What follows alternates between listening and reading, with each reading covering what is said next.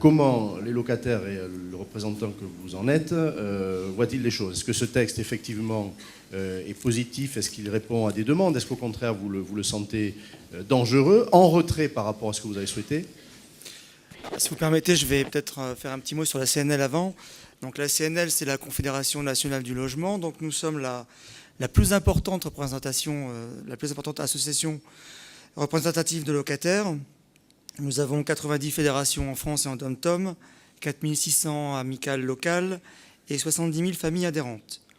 On est aussi la plus représentative puisque nous avons 43% des postes des administrateurs siégeant dans les conseils d'administration et représentant les locataires dans les HLM, et la plus ancienne puisqu'on date de 1916 et elle a été créée par les femmes. Il faut applaudir, voilà. Il faut applaudir. Enfin, que les femmes au moins applaudissent, je sais pas, faites un effort, quoi. Donc nous sommes évidemment très implantés dans le secteur HLM, nous sommes très implantés dans ce secteur-là, où nous agissons beaucoup, mais nous agissons aussi dans le secteur privé, puisque nous avons des permanences juridiques auprès desquelles nous avons la visite de locataires qui sont quelquefois bien en mal de gérer leurs difficultés avec les propriétaires privés.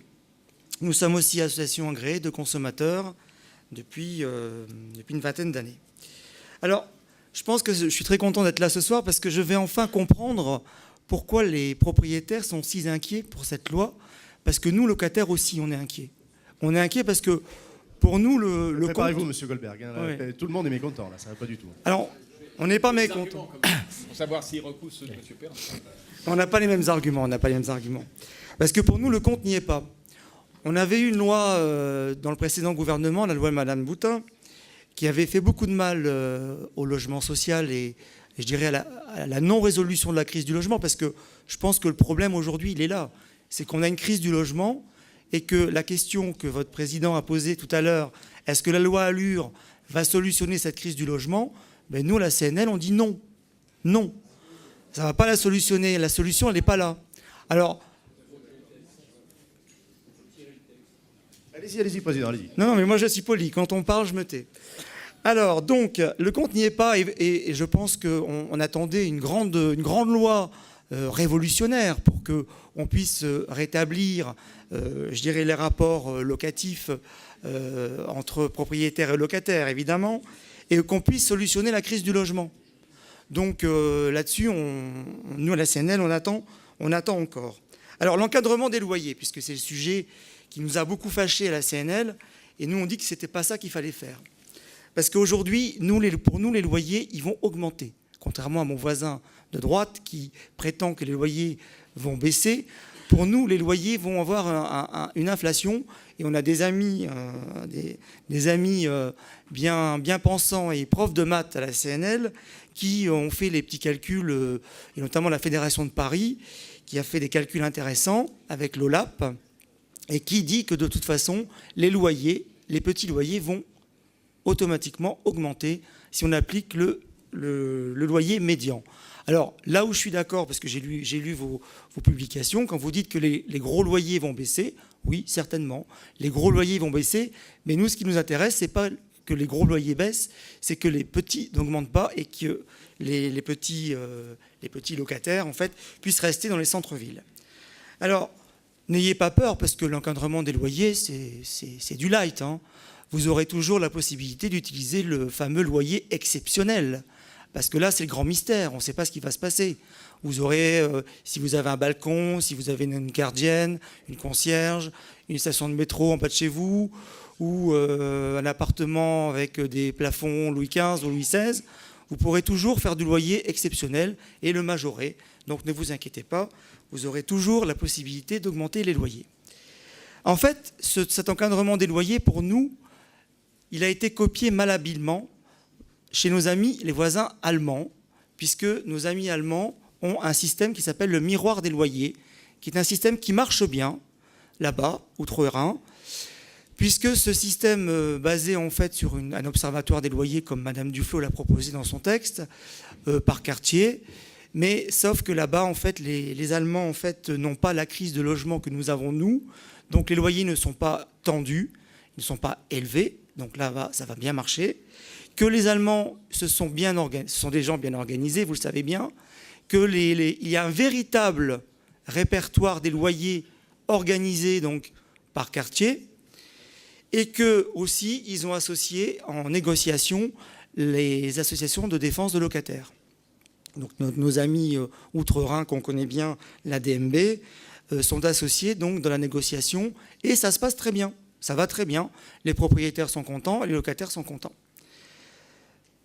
Moi je pense que c'est un... Il ne faut pas avoir peur de penser que les locataires vont aller directement au tribunal pour demander une baisse du loyer. Il faut être logique.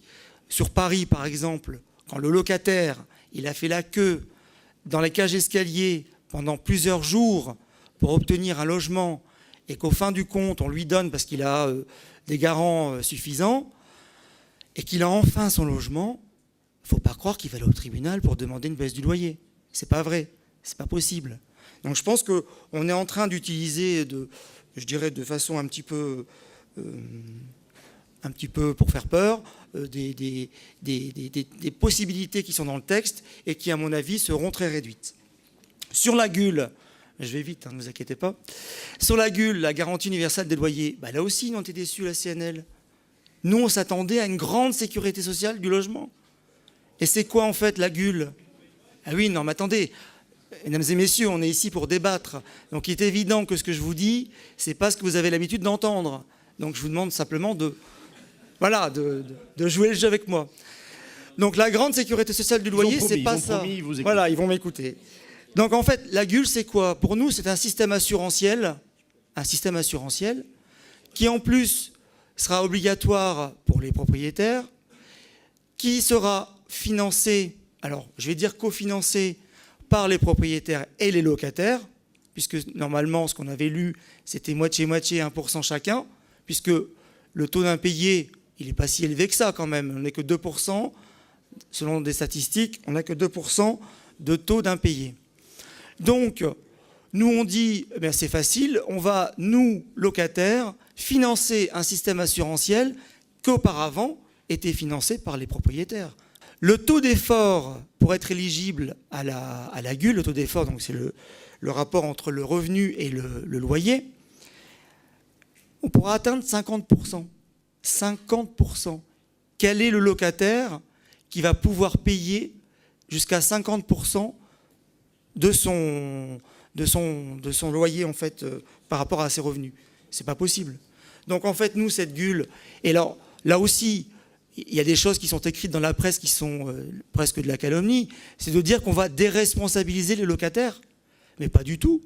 La GUL, elle prévoit bien que quand le locataire ne paiera pas son loyer, d'abord, ça sera transmis au Trésor public, donc il y a un transfert de dette vis-à-vis du Trésor public, et ensuite, le locataire sera mis sur un registre de mauvais payeurs et ne pourra plus retrouver de logement.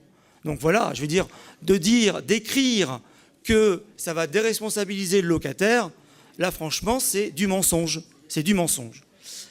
Voilà, donc en fait j'ai encore plein de choses à dire, mais je vais quand même laisser la parole. Merci Président, surtout vous aurez l'occasion, c'est clair. Je remercie les deux orateurs, Jean-François Buet aussi, d'avoir au gré de leur discours ajouté des précisions. En effet, Alain avait...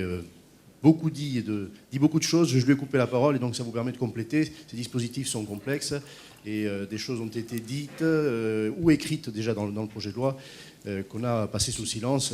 Vous avez évoqué la manière de déplafonner en quelque sorte, de sortir du loyer médian, qui était un point important.